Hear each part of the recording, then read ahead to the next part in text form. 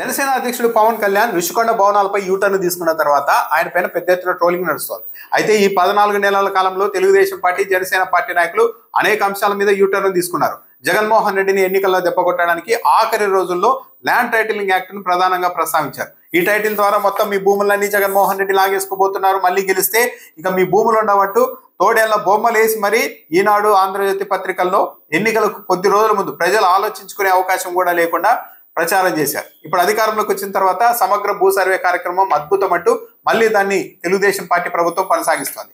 గతంలో స్మార్ట్ మీటర్లు బిగిస్తే ఎక్కడైనా వాటిని పగలగొట్టండి, కేసులు పెడితే మేము అండగా ఉంటామని నాడు ప్రతిపక్ష నాయకుడుగా ఉన్న నారా లోకేష్ రైతుల్ని, ప్రజల్ని రెచ్చగొట్టారు. చంద్రబాబు నాయుడు గారు అయితే మంత్రిగా ఉన్న పెద్దిరెడ్డిని ఉద్దేశించి, పెద్దిరెడ్డి స్మార్ట్ మీటర్లు అంత మంచివైతే నీ పొలంలో పెట్టుకో, నీ ఇంట్లో పెట్టుకో, రైతులకు పెట్టొద్దు అని చెప్పారు. కానీ అధికారంలోకి వచ్చిన తర్వాత అవే స్మార్ట్ మీటర్లను బిగిస్తూ ఉన్నారు.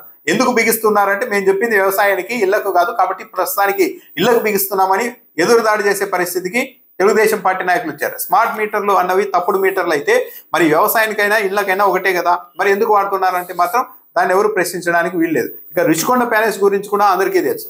గతంలో ఇది జగన్మోహన్ రెడ్డి సొంత బిల్డింగు, ఆయన భార్య ఉండడం కోసం ఇన్ని వందల కోట్లు పెట్టి మీరు బిల్డింగులు కట్టుకోవాలా అంటూ ప్రచారం చేశారు. ఇప్పుడు తీరా నిన్న పవన్ కళ్యాణ్ గారు అక్కడికి వెళ్ళి ఇవి ప్రభుత్వ భవనాలు, టూరిజం భవనాలు, వీటిని కరెక్ట్ గా ప్లాన్ చేస్తే 700 కోట్ల రూపాయల ఆదాయం వచ్చేలా ప్లాన్ చేయాలి. ఈ భవనాలు అన్నది విశాఖ రేంజ్ ను పర్యాటకంలో దుబాయ్ స్థాయికి తీసుకెళ్తాయంటూ మాట్లాడేశారు. అంటే మరో యూటర్న్. శ్రీవారి ట్రస్ట్ ను తీసేస్తాం అంటూ మాట్లాడారు. కనీసం వైఎస్ఆర్సీపీ హయాంలో ఈ శ్రీవారి ట్రస్ట్ ద్వారా వచ్చిన డబ్బులతో అనేక ఆలయాల పునరుద్ధరణ జరిగింది. కానీ ఇప్పుడు మాత్రం ఎందుకు తొలగించడం లేదు అంటే టీటీడీ ఆర్థిక శాఖ విభాగం అధికారులు ఆ ట్రస్ట్ నుండి భారీగా ఆదాయం వస్తుంది కాబట్టి తొలగించవద్దని కోరుతున్నారు, అందుకే మేము తొలగించలేకపోతున్నామంటూ యూటర్న్ తీసుకున్నారు. పైగా అప్పట్లో ముంతాజ్ హోటల్ని పెడతారా మీరు, అక్కడ చికెను, మటను, మద్యం అమ్మే హోటల్ని కింద తిరుపతిలో ఎలా అనుమతిస్తారంటూ పెద్ద ఎత్తున పోరాటం చేశారు. కానీ తెలుగుదేశం పార్టీ అధికారంలోకి వచ్చిన తర్వాత స్వయంగా తిరుపతి వెళ్ళిన చంద్రబాబు నాయుడు గారు జస్ట్ ముంతాజ్ అనే పేరు మార్చేసేయండి అంటూ ఆ పక్కనే మళ్ళా భూమి ఇచ్చేశారు. అంటే మళ్ళా యూటర్న్ దీని మీద కూడా. దిశ యాప్ అంటే అప్పట్లో పెద్ద ఎత్తున అవహేళన చేశారు. సేమ్ అదే ఫీచర్లతో, అదే పనితీరుతో శక్తి యాప్ అని మళ్ళీ తెలుగుదేశం పార్టీ హయాంలో తెచ్చేశారు. గతంలో జగన్మోహన్ రెడ్డి హయాంలో స్కూళ్ల మెయింటెనెన్స్ కోసం 2000 రూపాయలు అమ్మ ఒడి నుంచి కట్ చేస్తే ఆ 2000 రూపాయలు డైరెక్ట్ గా జగన్మోహన్ రెడ్డి ఖాతాలోనికి వెళ్తున్నట్టు నారా లోకేష్ గారు ట్వీట్ పెట్టారు స్వయంగా. ఇప్పుడు తల్లికి వందనంలో కూడా సేమ్ అలాగే 2000 రూపాయలు కట్ చేస్తూ ఉంటే మరి అది నారా లోకేష్ గారి ఖాతాలోనికి వెళ్తుందా అని వైసీపీ ప్రశ్నిస్తే మీ మీద పరువు నష్టం దావా వేస్తాం, కేసులు పెడతామని నారా లోకేష్ బెదిరించే పరిస్థితి. అంటే అక్కడ కూడా ఒక యూటర్న్. జగన్మోహన్ రెడ్డి ఇంటికి పిలిచి అన్నం పెట్టి, దండం పెట్టి గౌరవప్రదంగా సాగనంపితే సినిమా వాళ్ళతో జగన్మోహన్ రెడ్డి దండం పెట్టించుకున్నారు, సినిమా వాళ్ళని అవమానించారు అంటూ సుదీర్ఘంగా తప్పుడు ప్రచారం చేశారు. అదే రేవంత్ రెడ్డి గంట పాటు సినిమా పెద్దలందరినీ ఒక చోట ఒక రూమ్ లో కూర్చోబెట్టి గంట ఆలస్యంగా వచ్చి తన ఆజమాయిషీ చేస్తే మాత్రం ఏ ఒక్కరూ మాట్లాడలేదు. రేవంత్ రెడ్డి కాళ్ళ మీద కాలు వేసుకొని మాట్లాడినా సరే అదేంటండి సినిమా వాళ్ళని ఇలా కళామ తల్లి బిడ్డల్ని ఇలా అవమానిస్తారా అని ఏ మురళీమోహన్ కూడా మాట్లాడలేదు. పైగా గతంలో పవన్ కళ్యాణ్ ఏమన్నారు, అసలు సినిమా టికెట్ల వ్యవహారానికి ప్రభుత్వానికి ఏం సంబంధం అండి, అది ప్రైవేట్ వ్యక్తుల వ్యాపారం, ప్రైవేట్ వ్యాపారం పైన ప్రభుత్వ అజమాయిషీ ఏంటి అని ప్రశ్నించారు. అదే పవన్ కళ్యాణ్ అధికారంలోకి వచ్చిన తర్వాత, డిప్యూటీ సీఎం అయిన తర్వాత తన సినిమా సమయంలోనే థియేటర్లను బంద్ చేస్తారా అంటూ వెంటనే మొత్తం థియేటర్ల మీద అందరికీ అధికారులను ఉసిగొలిపి దాడులు చేయించారు. మరి ప్రైవేట్ బిజినెస్లకి, ప్రైవేట్ థియేటర్లలోనికి ప్రభుత్వం ఎలా పోయింది అంటే మాత్రం సమాధానం లేదు. అంటే మరో యూటర్న్. జగన్ మద్యం ఆదాయాన్ని కూడా తాకట్టు పెట్టి అప్పులు చేస్తున్నారు హో అంటూ అప్పట్లో ప్రచారం చేశారు. కానీ తెలుగుదేశం పార్టీ అధికారంలోకి వచ్చిన తర్వాత చరిత్రలో అసలు ఈ భారతదేశంలోనే కనీ విని ఎరుగని విధంగా ఏపీఎండిసి ద్వారా 9,000 కోట్ల రూపాయల అప్పు కోసం ఏకంగా 191,000 కోట్ల రూపాయల విలువైన గనుల్ని తాకట్టు పెట్టడమే కాకుండా ప్రైవేట్ వ్యక్తులకు ఆర్బీఐ దగ్గర రాష్ట్ర ఖజానాపై అజమాయిషిని, అధికారాన్ని కట్టబెట్టేశారు. ఇది చరిత్రలో ఎరగనిది. పైగా గతంలో జగన్మోహన్ రెడ్డి 15 లక్షల కోట్ల రూపాయలు అప్పు చేశారంటూ ఒక పచ్చి అబద్ధాన్ని 5 ఏళ్ల పాటు ప్రచారం చేశారు. తీరా అధికారంలోకి వచ్చిన తర్వాత అసెంబ్లీ వేదికగానే ఆర్థిక శాఖ మంత్రి పయ్యావుల కేశవ్ మొత్తం వైసీపీ ప్రభుత్వం దిగిపోయే నాటికి రాష్ట్ర అప్పు 6,46,000 కోట్ల రూపాయలు మాత్రమేనని అంగీకరించారు.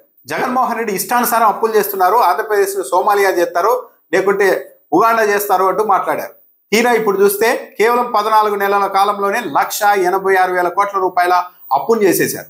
వైఎస్ఆర్సీపీ హయాంలో 5 ఏళ్ల కాలంలో చేసిన అప్పులో ఇది ఆల్రెడీ 50% పైగా అప్పుని కేవలం 14 నెలల్లోనే చేశారు.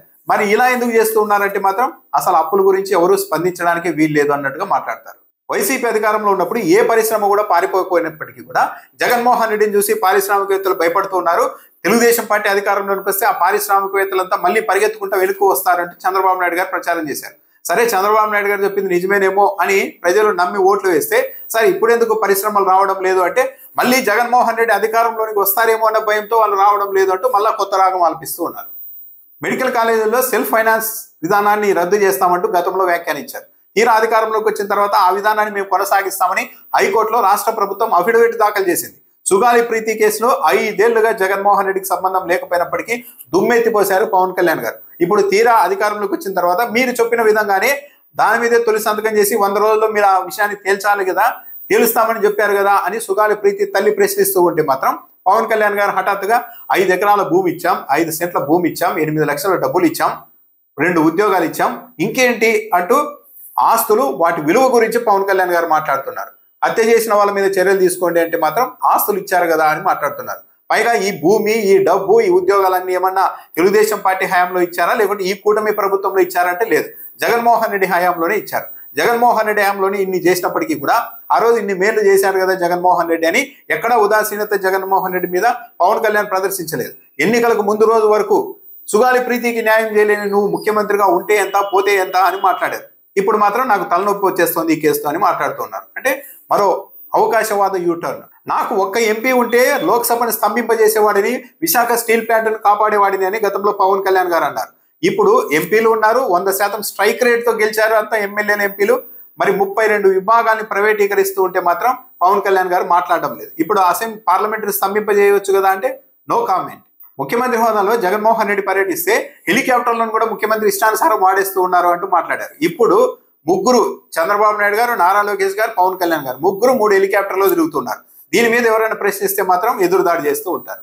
మేము జగన్మోహన్ రెడ్డిలా కాదు, సంపద సృష్టిస్తాం, సంపద సృష్టించి సంక్షేమ పథకాలు అమలు చేస్తామంటూ చంద్రబాబు నాయుడు గారు మాట్లాడారు. ఇప్పుడు అప్పులు చేస్తూ ఉన్నారు, సంపద సృష్టించడం లేదు. పైగా ఏమంటున్నారు, సంపద సృష్టించడానికి ఏమన్నా ఐడియాలు ఉంటే నా చెవుల్లో వచ్చి చెప్పండి అని చంద్రబాబు నాయుడు గారే చెప్తూ ఉన్నారు. 30,000 మంది మహిళలు గల్లెత్తయ్యారని పవన్ కళ్యాణ్ పదే ఎన్నికల ముందు వరకు మాట్లాడారు. ఇప్పుడు మాత్రం ఆ విషయంలో మాట్లాడడం లేదు. ఆ గల్లెత్తైన మహిళలు ఎక్కడున్నారో, ఎలా వాళ్ళని వెనక్కి తీసుకురావాలో అన్న దాని మీద కూడా ఆయన చర్చ లేదు. పైగా వాలంటీర్లు మహిళల్ని అక్రమంగా రవాణా చేస్తున్నారని పవన్ కళ్యాణ్ మాట్లాడితే చంద్రబాబు నాయుడు గారేమో ఎన్నికల్లో గెలవడం కోసం వాలంటీర్లకు 10,000 రూపాయలు ఇస్తామని చెప్పారు. తీరా అధికారంలోకి వచ్చిన తర్వాత అది లేదు, ఇది లేదు, మొత్తం ఆ వ్యవస్థే లేదు ఎక్కడా కూడా అంటూ మాట్లాడేశారు. పైగా జగన్మోహన్ రెడ్డి తెచ్చిన అనేక విధానాల్ని యాజ్ ఇట్ ఈస్ గా ఇప్పటికీ ఫాలో అవుతున్నారు. జగన్మోహన్ రెడ్డి ఆర్బీకే సెంటర్లను తెస్తే దానిలో జస్ట్ పేరు మార్చేసి రైతు సేవా కేంద్రాలుగా మార్చి కంటిన్యూ చేస్తూ ఉన్నారు. అంటే కదిలించలేని పరిస్థితి. ఈరోజు ఇంటింటికి మేము పింఛన్ ఇస్తున్నామని చెప్తున్నారు చంద్రబాబు నాయుడు గారు. మధ్యలో జగన్మోహన్ రెడ్డి వచ్చి ఉండకపోతే ఈ రోజు కూడా ప్రభుత్వ కార్యాలయాల చుట్టూ 1వ తేదీ నుంచి 10వ తేదీ వరకు వృద్ధులు, వికలాంగులు, వితంతువులు అంతా పింఛన్ల కోసం చెట్ల కింద కూర్చొని ఉండాల్సింది. ఎందుకంటే జగన్మోహన్ రెడ్డి ఇంటింటికి పింఛన్ ఇచ్చే విధానాన్ని తెచ్చారు. దాన్ని ఇప్పుడు కంటిన్యూ చేస్తూ మేము ఇంటింటికి పింఛన్ ఇస్తున్నామని గొప్పగా చెప్పుకుంటున్నారు. అంటే జగన్ తెచ్చిన ఒక సంస్కరణను తప్పనిసరి పరిస్థితుల్లో చంద్రబాబు నాయుడు గారు ఫాలో అవుతున్నారు. పైగా ఆ ఇంటింటికి పింఛన్ కార్యక్రమం కూడా ఎవరి ద్వారా చేస్తూ ఉన్నారంటే జగన్మోహన్ రెడ్డి తీసుకొని వచ్చిన సచివాలయ వ్యవస్థ ద్వారా, ఆ సచివాలయ వ్యవస్థలో రిక్రూట్ చేసిన ఉద్యోగుల ద్వారానే ఆ కార్యక్రమాన్ని చంద్రబాబు నాయుడు గారు కొనసాగిస్తూ ఉన్నారు. ఆడవాళ్ళ జోలికి వస్తే మా ప్రభుత్వంలో అదే వాళ్ళకి ఆఖరి రోజు అంటూ మాట్లాడారు. కానీ రోజాను ఇష్టానుసారం మాట్లాడిన నగరి ఎమ్మెల్యే మీద చర్యలు లేవు. జూనియర్ ఎన్టీఆర్ తల్లిగారిని దూషించిన అనంతపురం ఎమ్మెల్యే మీద చర్యలు లేవు. చివరకు టీటీడీ చైర్మన్ హోదాలో బీఆర్ నాయుడు రోజాను ఉద్దేశించి డైమండ్ రాణి అని వెనుక వెంకటేశ్వర స్వామి ఫోటో పెట్టుకొని మరీ మాట్లాడితే కనీసం మందలించే పరిస్థితి కూడా లేదు ఈ ప్రభుత్వంలో. సో ఈ విధంగా చెప్పుకుంటూ వెళ్తే జగన్మోహన్ రెడ్డి మీద బురద జల్లిన ప్రతి అంశాన్ని, చాలా వరకు 80% అంశాన్ని యాజ్ ఇట్ ఈస్గా ఈ రాష్ట్ర ప్రభుత్వం ఫాలో అవుతోంది. అప్పుడు అలా అన్నారు, ఇప్పుడు మీరు ఎలా చేస్తున్నారంటే మాత్రం లేదు, ప్రశ్నించడానికి వీలు లేదు, సమాధానం చెప్పడానికి ముందుకు రారు. అంటే జగన్మోహన్ రెడ్డి తెచ్చిన విధానాలు, అమలు చేస్తున్న విధానాలన్నీ సరైనవి అని తెలిసి కూడా వాటిని అంగీకరిస్తే అధికారం చేతిలోనికి రాదు. కాబట్టి జగన్మోహన్ రెడ్డి ఏ పని చేసినా దాన్ని నెగిటివ్గా ప్రచారం చేసి మీడియా ద్వారా జనసేన, టీడీపీ కలిసి ప్రచారం చేసి ఎన్నికల్లో అధికారంలోకి వచ్చారు. ఇప్పుడు యాజ్ ఇట్ ఈస్గా మళ్ళీ అదే విధానాన్ని ఫాలో అవుతున్నారు. అంటే కేవలం అధికారం కోసం 5 ఏళ్ల పాటు ప్రజల్ని ఏ స్థాయిలో మిస్లీడ్ చేశారు అన్నది దీన్ని బట్టి అర్థమవుతోంది.